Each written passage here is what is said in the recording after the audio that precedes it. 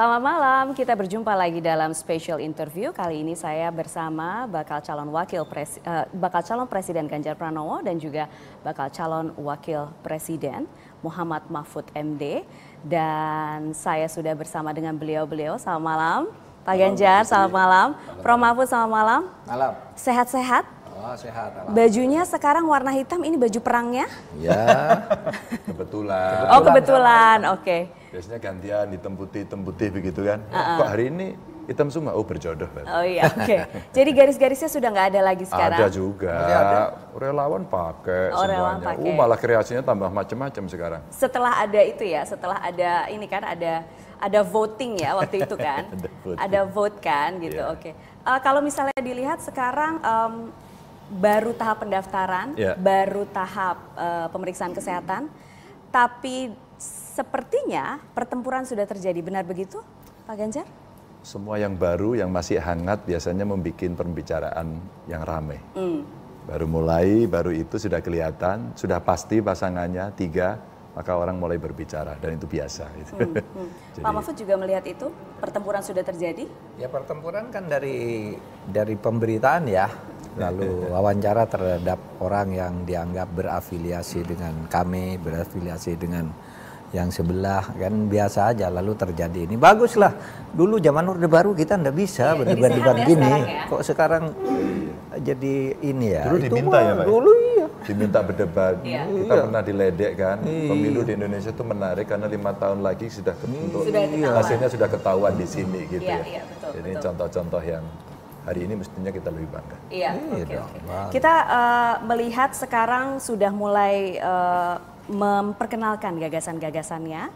Jadi kalau dari informasi yang sudah disampaikan di media ini, Indonesia unggul, gerak cepat mewujudkan negara maritim yang adil dan lestari.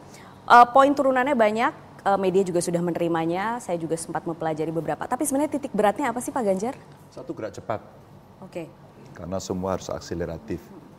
2 wilayah terbesar kita maritim, dan itu mesti kita siapkan. Dan itu butuh SDM yang unggul, karena kita akan mendapatkan bonus demografi. Iya. Maka nanti turunannya akan kita siapkan untuk menuju pada pencapaian itu. Sehingga nanti skala prioritasnya akan kita siapkan lebih sistematis.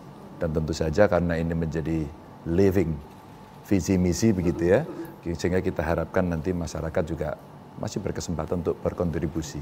Maka kalau kami Akan pergi, terus diperbarui gitu berarti. ya tentu saja ada pasti.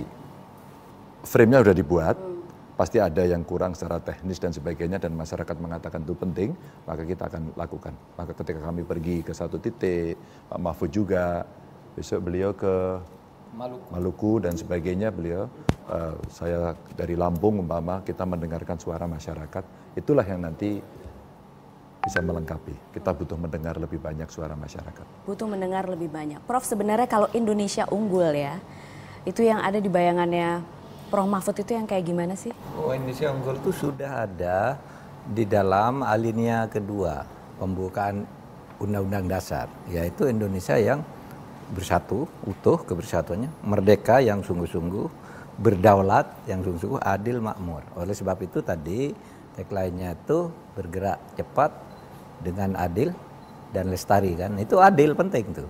Makanya kami diskusi banyak dengan Mas Ganjar itu terlalu cepat kalau tidak adil itu bahaya.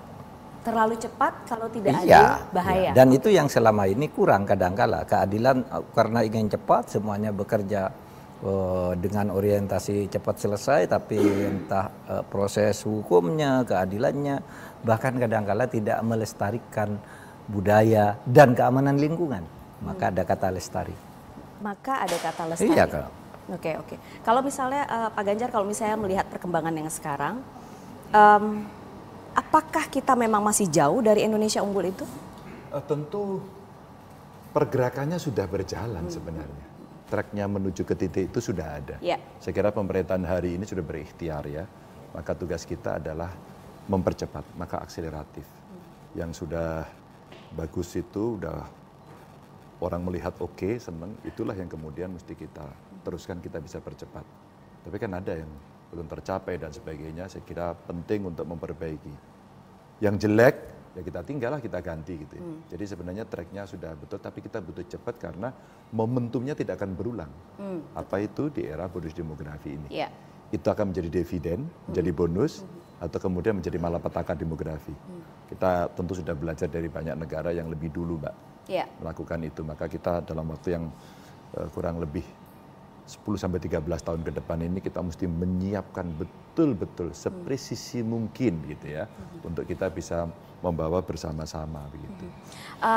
Pak Ganjar tadi mengatakan bahwa visi misi ini hidup dan menerima masukan. Sudah ada masukan mungkin dari Pak Mahfud, Prof Mahfud soal ini? Sudah. Gini, visi misi ini dibuat dengan sangat serius, memakan waktu tidak kurang dari 9 bulan. Ini dari tim yang bercerita ke saya.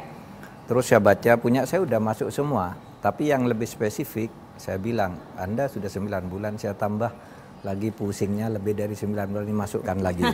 Saya kasih bendel, dan sekarang udah masuk.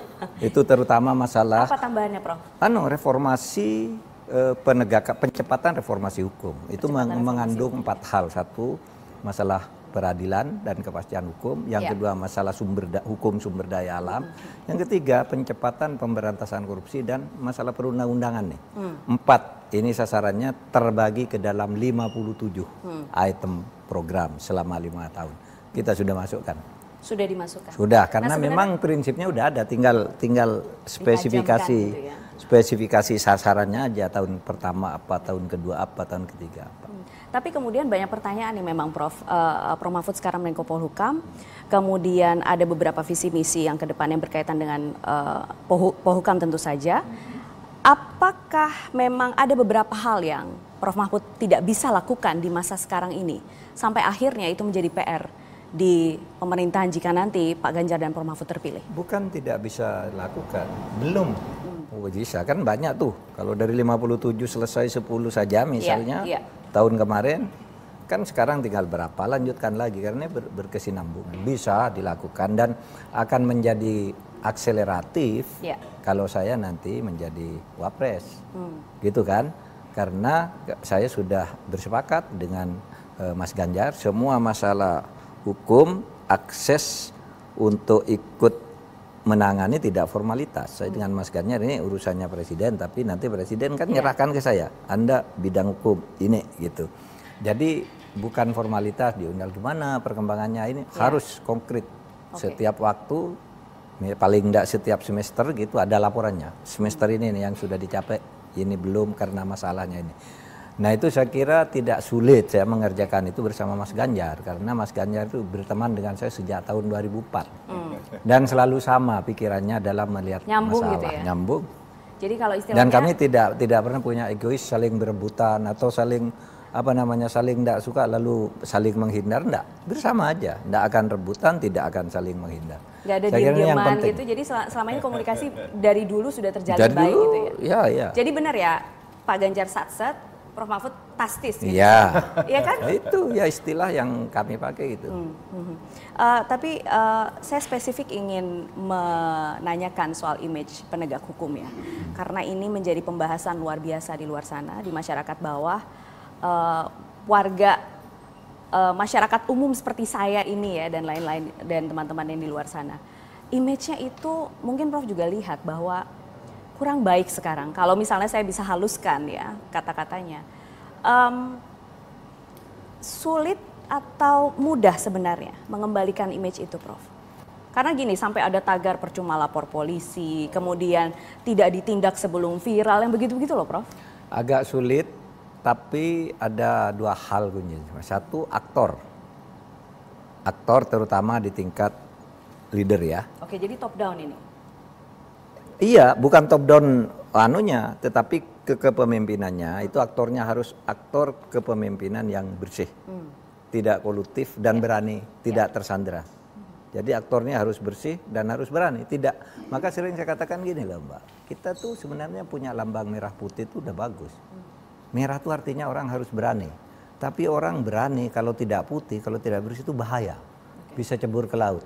Tapi orang putih bersih gitu tapi tidak berani untuk apa juga. Butuh sudah hebat tuh para pendiri negara memberi merah putih itu kepada kita. Oleh sebab itu di situ aja kita bangun kepemimpinan yang merah putih. berani dan bersih. Oke, berani dan bersih. Dan Pak Ganjar berani dan bersih? Oh iya. Maka kami berdua kenapa membuat ini menjadi prioritas, Mbak Putri. Kalau kemudian penegakan hukumnya bagus, kepastian hukumnya bagus, ya enggak? Ya. Keadilannya itu mengarah. Kita tidak utopis ya, pasti tidak ada yang sempurna, tapi sudah mengarah menuju titik yang diinginkan masyarakat. Rutenya udah jelas, masyarakat pasti suka kok yang ini. Gitu. Kenapa Pak Mahfud sulit?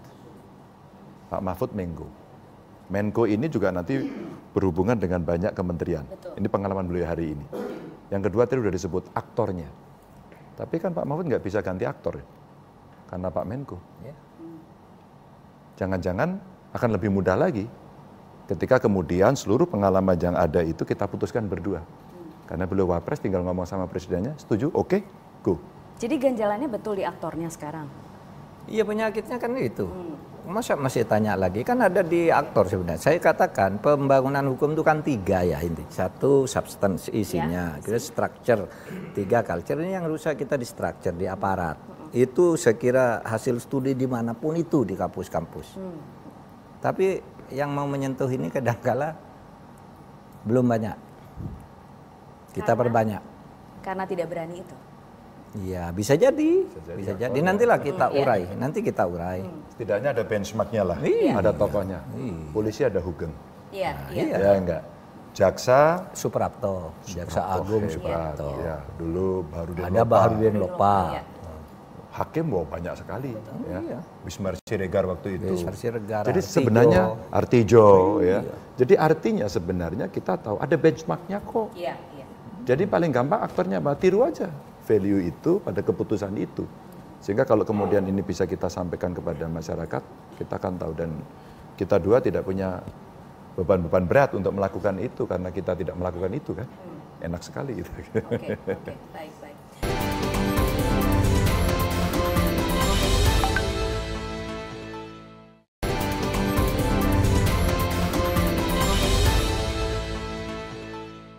Kita sekarang bicara soal elektoral ini yang akhir-akhir ini tentu ada hasil-hasil survei. Setidaknya saya ada data terbaru yang survei dari Indikator, kemudian LSI DNIJA dan Alfara Research Center. Ganjar Mahfud diprediksi kalau Indikator per 16 sampai 20 Oktober kemarin itu di 33,7%, di atasnya ada Prabowo Gibran. Kemudian LSI DNIJA atasnya Prabowo Gibran, Ganjar Mahfud 36,9%. Kemudian Alfara Ganjar Mahfud 36,5%. Gitu ya. Kemudian Prabowo Gibran di bawahnya. Ini melihat angka-angka ini, Pak Ganjar bagaimana sebenarnya? Ini dianggap sebagai leading untuk ngelit pemilih, atau Anda melihat benar-benar ini angka riset atau apa sebenarnya? Angka yang tampil di publik dan sudah disampaikan ke publik buat kami menjadi referensi. Karena kami juga punya survei-survei itu. Jadi ada yang rilis, ada yang unrilis gitu ya. Nah kita coba kombinasikan dan kita sudah punya peta seluruh Indonesia. Peta kekuatan dari partai, peta kekuatan individu begitu ya. Dan sekarang saya sudah dipasangkan dengan Pak Mahfud. Rasanya begitu saya dipasangkan dengan Pak Mahfud, ada energi baru yang nyodok, tung. Karena apa? Karena ada image yang bagus dari seorang Mahfud MD yang kemudian berkolaborasi. Maka itu pasti akan mendongkrak. Tapi kalau kami lihat angkanya, rasa-rasanya ada 2 pasangan yang akan berkejar-kejaran. Nah tugas kami ya berlari. Bagaimana caranya kemudian kami bertemu dengan lebih banyak masyarakat untuk mengkomunikasikan itu. Dan itu cara yang paling gampang. Kami berjalan, partai pengusung berjalan, relawan berjalan, dan kami komunikasikan sehingga kita bisa mendapatkan ya hasil yang baik. Tapi data itu menunjukkan memang persaingan masih ketat.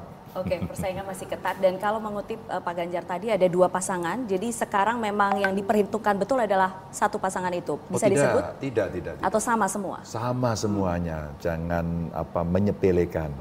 Jangan menyepelekan, artinya kita tidak boleh menganggap enteng karena proses ini terus berjalan.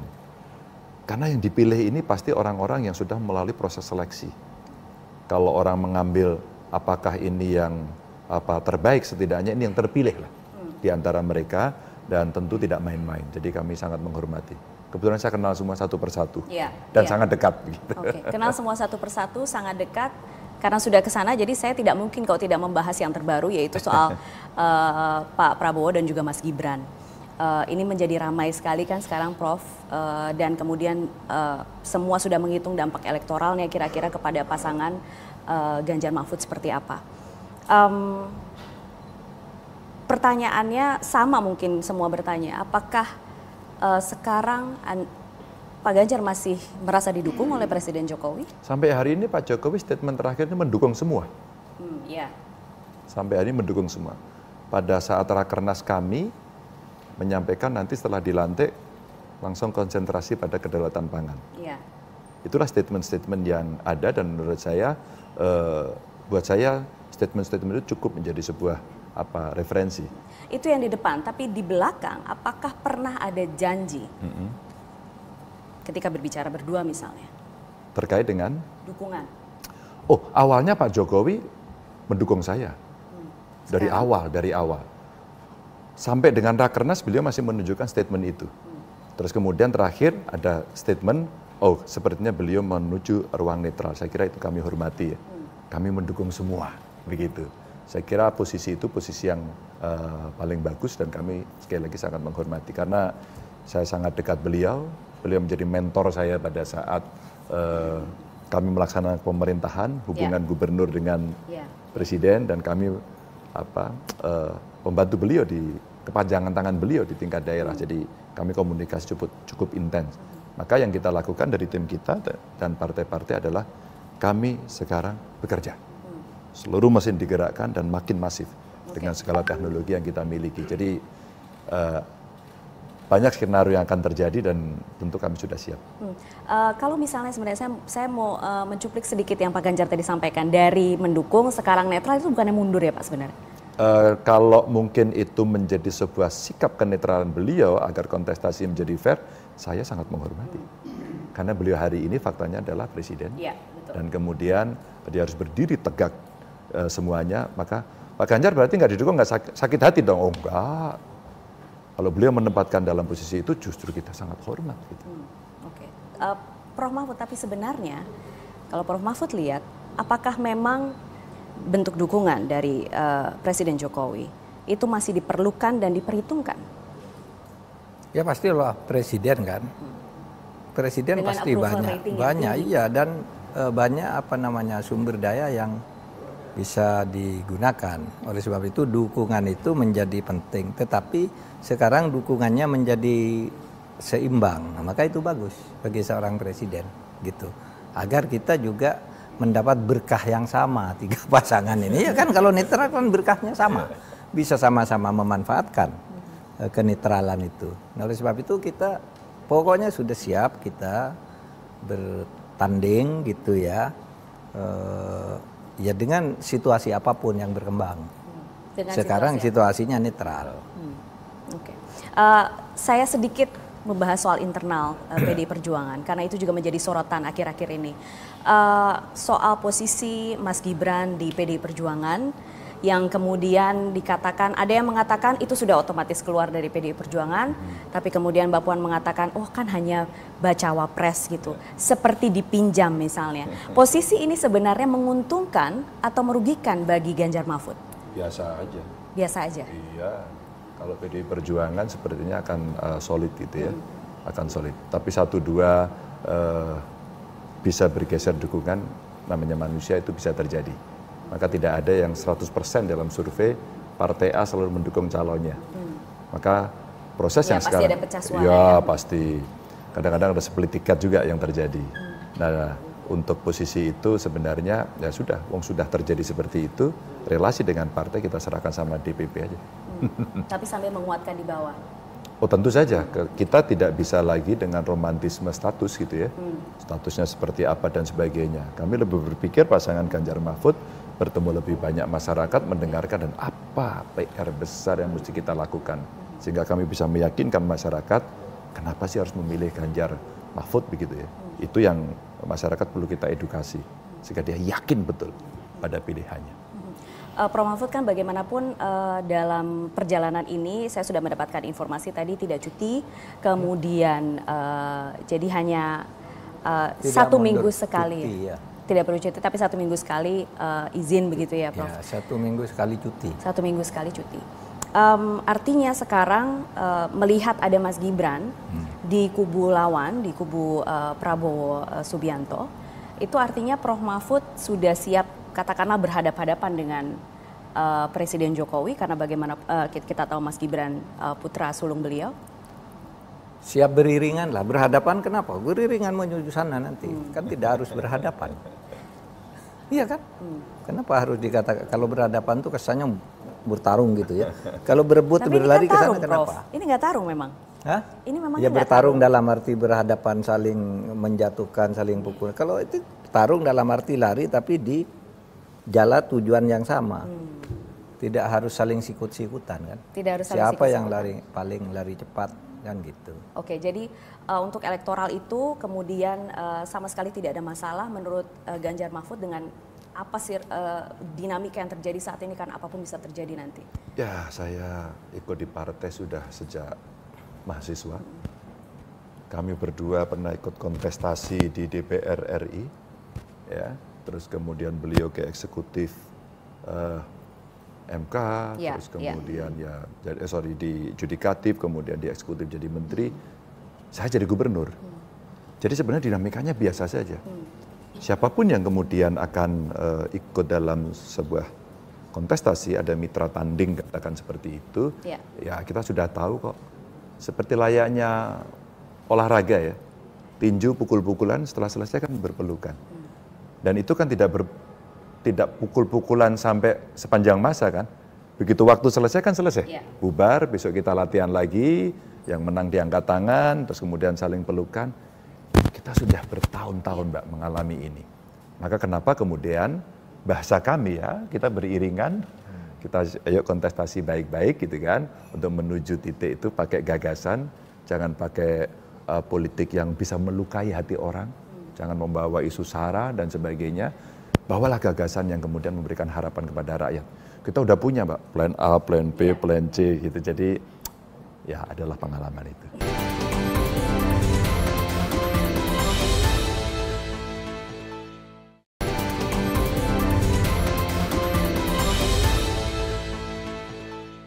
Baik, sekarang kita ngobrol tentang warisan Presiden Jokowi nantinya yang kemudian akan diteruskan oleh Ganjar Mahfud jika kelak terpilih.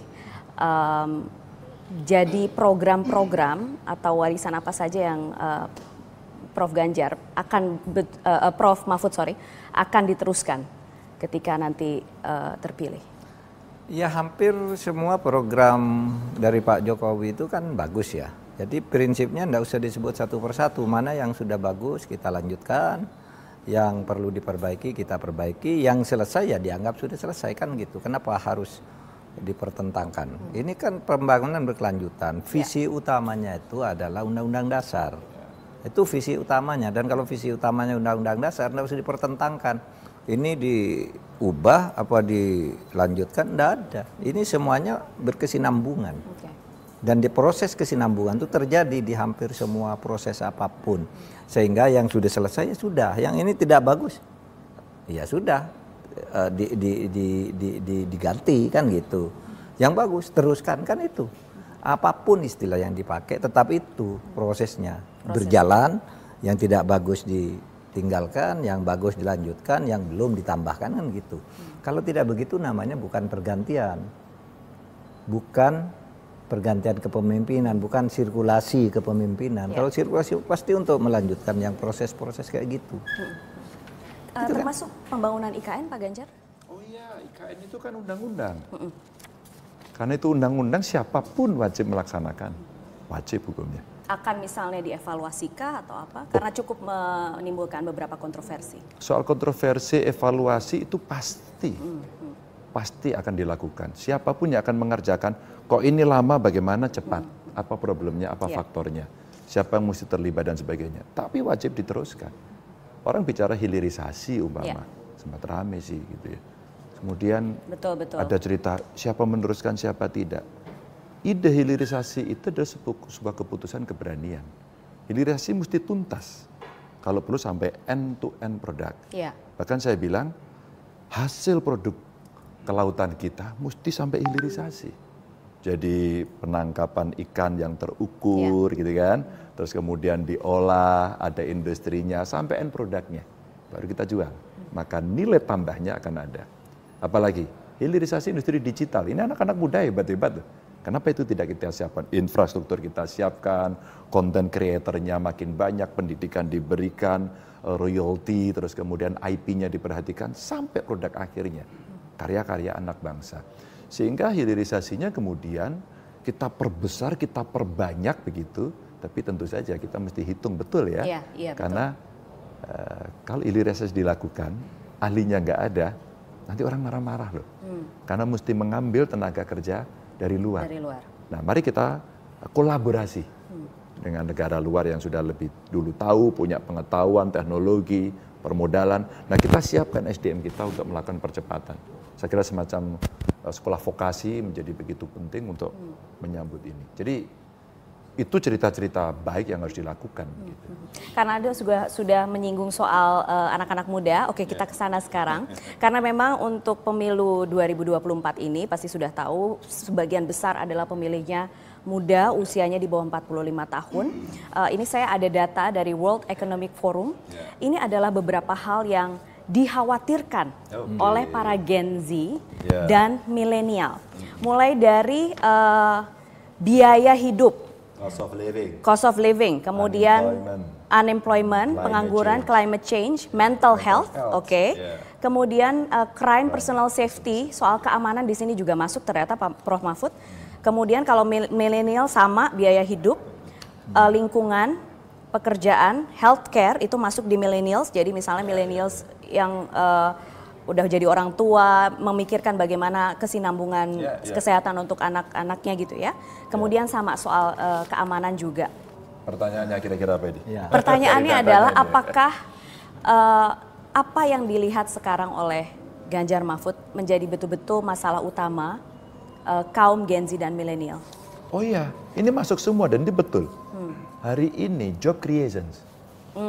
Ketika kita membicara job creations, maka kita bicaranya investasi, kita bicaranya menciptakan entrepreneur, kita memastikan hukum, Pak ya? Kepastian hukum. Kepastian hukum dan itu saya ketemu juga dengan mereka. Yang kedua, saya pernah membahas 2 kali soal mental health of my generations, katakan gitu ya. Dan ternyata antusias, Mbak. Karena mereka, apalagi yang millennials ini, mereka kan masuk sandwich generations. Katanya generasi strawberry ya, indah tapi gak ada indahnya ya. Dan kemudian terjadi pergeseran-pergeseran yang orang mesti tahu. Jadi kita mesti menyiapkan mental mereka dengan baik. Jadi ya pendidikannya adaptif dan seterusnya kita siapkan. Dan anak-anak muda ini sangat spesifik. Maka hai orang tua, kamu mesti paham mereka. Betul. Iya. Masih soal pemilih muda dan anak muda. Kita bicara soal Indonesia Emas. Prof Mahfud, Pak Ganjar, gambaran Indonesia Emas menurut Prof Mahfud tuh yang kayak gimana sih? Tadi sudah saya katakan, Indonesia Emas itu Indonesia yang diinginkan. Wajah dan keadaan Indonesia yang diinginkan itu kan sudah ada di alinea kedua. Pembukaan Undang-Undang Dasar 1, merdeka yang sungguh-sungguh, berdaulat yang sungguh-sungguh, keadilan ditegakkan, makmur, kebersatuan yang sungguh-sungguh, itulah nanti akan jadi Indonesia Emas. Tapi kalau Anda bicara Indonesia Emas dalam ukuran ekonomi, sudah ada ukurannya tuh. Diperkirakan pada saat itu di atas 29.000 pendapatan per kapita pada tahun itu. Itu kan sekarang baru 4.400 ya. Nah, pada Indonesia Emas itu sudah 29.000. Angka partisipasi perguruan tinggi, pendidikan tinggi 74%. Sekarang kan baru 12-11 gitu. Pada saat itu sudah 74. Jadi disertifikasi kegiatan-kegiatan pembangunan itu pada waktu itu sudah akan merata. Itu sudah dihitung semua Indonesia Emas itu melalui lembaga-lembaga ilmiah yang kredibel. Dan hitungannya sama dan betul kan? Ya, ketika dirumuskan tahun 2010 dia mengatakan di tahun 2003 keadaannya seperti ini dan ini. Itu semua sudah terukur sehingga ukurannya di tahun 2045 yang disebut target awal Indonesia Emas itu, Indonesia itu sudah masuk kekuatan dalam trajektori peta dunia itu sudah 5 besar atau 4 besar, minimal 5 besar kalau kita bekerja seperti sekarang aja, apalagi kalau lebih cepat ya.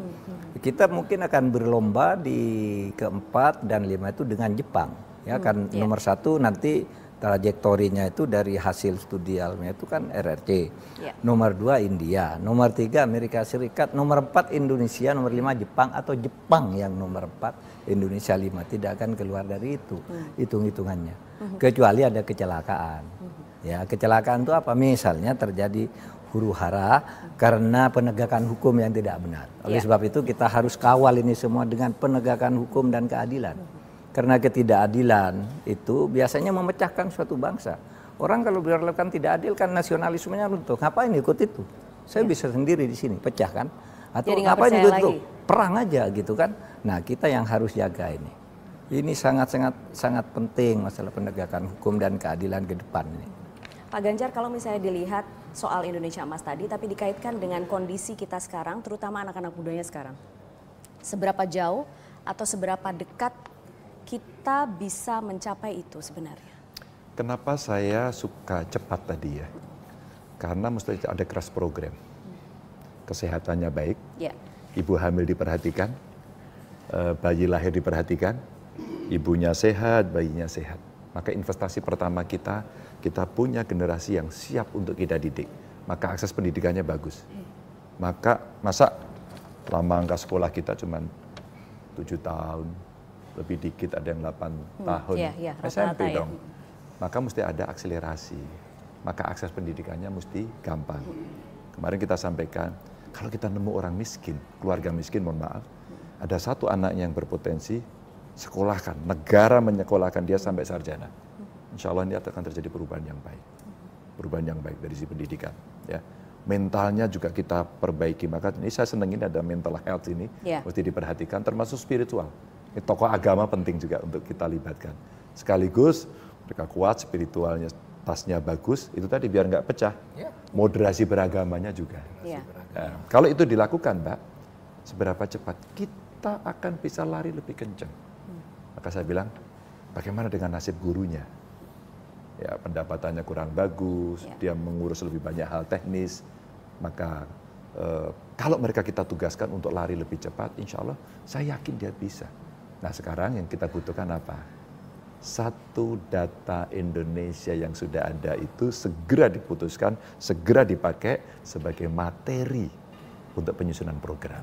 Sehingga presisi, terukur nanti.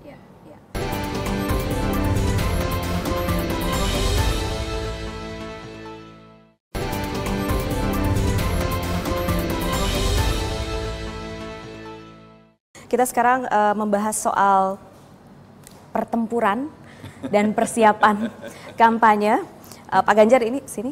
Oke, iya silakan. Sudah sebentar lagi akan mulai. Kemudian semua tentu saja strateginya pasti sudah dilakukan. Tapi saya ingin tahu pembagian antara Prof. Ganjar dan Prof. Mahfud dan Pak Ganjar bagaimana? Ya kami berbagi tugas. Bagi wilayah, bagi Mahfud materi, bagi konten, Timur, bagi wilayah. Nantilah itu sedang disusun. Saya di bagian mana, Pak Ganjar di bagian mana, kapan harus bersama-sama, materinya apa, kapan dan seterusnya itu sudah kita petakan sekarang. Tapi itu kira-kira cara kerjanya. Seperti apa nanti? Kan ini masih ada beberapa hari lagi untuk diserahkan kan? Betul. Betulkah battleground-nya besok di Jawa Timur? Battleground-nya di seluruh Indonesia dong. Di seluruh Indonesia? Di seluruh Indonesia, bahwa Jawa itu memang menjadi area yang paling menarik ya untuk diperebutkan, ya karena jumlahnya paling tinggi. Tapi kalau menurut saya tidak hanya cerita soal elektoral, tapi juga representasi dari kewilayahan. Karena jangan sampai nanti muncul persepsi, ya yang paling banyak di situ maka nanti hanya akan perhatian di situ. Salah. Maka nanti kita akan melihat baik wilayah maupun SDM-nya kalau diukur bahaya Mbak. Gini rasionya menjadi tidak bagus, terus kemudian Williamson-nya juga sama indeksnya, maka nggak bisa. Jadi kalau suara Jawa ya pasti diperebutkan. Tapi perhatian dan representasi dari wilayah luar Jawa menurut saya penting. Maka kenapa kemarin saya ke Sumatera, beliau mau ke Maluku dan sebagainya, itu area yang perlu dikunjungi. Saya pengen segera ke Papua sama Aceh. Itu. Prof, tapi kalau misalnya melihat katakanlah dari memang data-data kemudian disampaikan ada perebutan yang luar biasa di Jawa Timur misalnya, kemudian sudah ada dukungan dari Mbak Yeni Wahid gitu ya, itu seberapa pengaruh atau seberapa besar dampak yang kira-kira diharapkan? Ya pastilah sekurang-kurangnya dampak psikologisnya gitu. Kita akan senang seperti yang dilakukan Mbak Yeni Wahid hari ini mendukung kami. Ya pasti itu memperkuat menambah kekuatan kami. Psikologisnya terutama. Psikologis terutama. Kita bicara Jawa Tengah juga sekarang Pak Ganjar. Kalau misalnya dilihat di sana kemudian ada Mas Gibran sekarang, apakah masih perhitungannya masih sama bisa menang mayoritas misalnya di Jawa Tengah? Masih, karena Jawa Tengah kandang banteng. Maka sekarang kadernya pasti siap. Mas Gibran juga masih banteng kan? Sampai hari ini iya. Tapi saya kira sistem kepartian kita bisa berjalan sesuai dengan yang sudah ditugaskan ya oleh partai. Dan biasanya kita luar biasa Mbak bekerjanya. Itu pengalaman saya. Waktu saya running gubernur periode pertama dulu Mbak, lawan saya juga sama. Ada yang ex PDI Perjuangan, 2 lagi. Ada yang simpatisan maju. Dan yang menang saya waktu itu. Itu artinya konsolidasi yang cukup kuat di tubuh kami. Tapi tentu ada plan A, plan B, plan C yang kita nggak boleh sombong gitu ya. Untuk kita tetap bekerja ketemu dengan masyarakat itu. Kalau dari beberapa survei seperti yang tadi saya sampaikan di awal, kemungkinan besar akan berlangsung selama 2 putaran. Ini menguntungkan atau merugikan atau bagaimana sebenarnya Ganjar Mahfud melihat prediksi 2 putaran? Ya lepas dari soal menguntungkan atau merugikan, kami siap dengan 1 putaran atau 2 putaran, gitu aja. Sekalipun Pak Arsyad sudah mengatakan targetnya 1 putaran 54% gitu misalnya. Kalau spirit cita-cita sebuah kesempurnaan ya 1 putaran menang mutlak, kesempurnaan Mbak. Tapi kenapa sampai ada 2 putaran? Karena sebenarnya pembuat undang-undang saat itu sudah melakukan simulasi. Kalau pasangan seperti ini dan sebagainya akan terjadi seperti itu. Dan memang mahal kalau 2 putaran. Betul. Dari sisi pembiayaan, beban-beban psikologis masyarakat gitu. Makanya benar Pak Mahfud tadi, kita siapkan senario 1 putaran, skenario 2 putaran gitu. Dan karena ini sistem ya semua mesti siap, termasuk masyarakat gitu. Saat berkampanye nanti Pak Ganjar, Prof Mahfud, saya ingin tahu apa value atau nilai yang akan dibawa, dipegang dan disebarluaskan. Dari Pak Ganjar dulu, kalau bisa 3 kata Pak. Jujur ya, berintegritas, positif. Oke, jujur, berintegritas, positif. Prof Mahfud? Sama, konsisten, jujur, berani. Konsisten, jujur, berani. Berarti jujurnya sama ya? Iya, jujurnya sama. Memang berarti emang udah nyambung udah dari lama kan katanya, jadi nggak jauh-jauh pikirannya. Jadi siap tempur sekarang? Insya Allah karena kita sudah mendaftar dan sekarang kita tunggu keputusan ya, kami harus berjalan bersama dan kami akan menjemput itu dengan cara-cara yang lebih baik, lebih etis dan edukatif. Oke. Tetap nih ada pertanyaan ini yang terakhir karena netizen bertanya ya. Mbak Putri tolong tanyain dong, singkatannya apa? Singkatan apa itu? Singkatan Ganjar Mahfud. Ya, akronim itu. Nanti masih akan diputuskan dalam 2-3 hari ini. Atau mau voting lagi nanti? Atau mau voting lagi nanti? Oh boleh, kalau publik mau kasih masukan kita senang. Siapa tahu bagus ya. Voting itu masukan. Nanti kan sekarang udah banyak tuh tawaran-tawarannya, kita nanti putuskan dalam waktu dekat. Oke, baik. Masukannya banyak sekali. Kami terima kasih. Oke, baik. Pak Ganjar, terima kasih banyak malam hari ini sudah bisa memberikan waktu. Prof Mahfud juga terima kasih banyak. Saya doakan yang terbaik tentu saja. Amin. Sehat itu yang paling penting dan semuanya memberikan hasil sesuai yang diharapkan. Amin. Ya Rabbal Alamin. Iya, dan terima kasih bagi Anda yang sudah menyaksikan special interview bersama saya Putri Ainitya. Saya pamit, terima kasih. Selamat malam.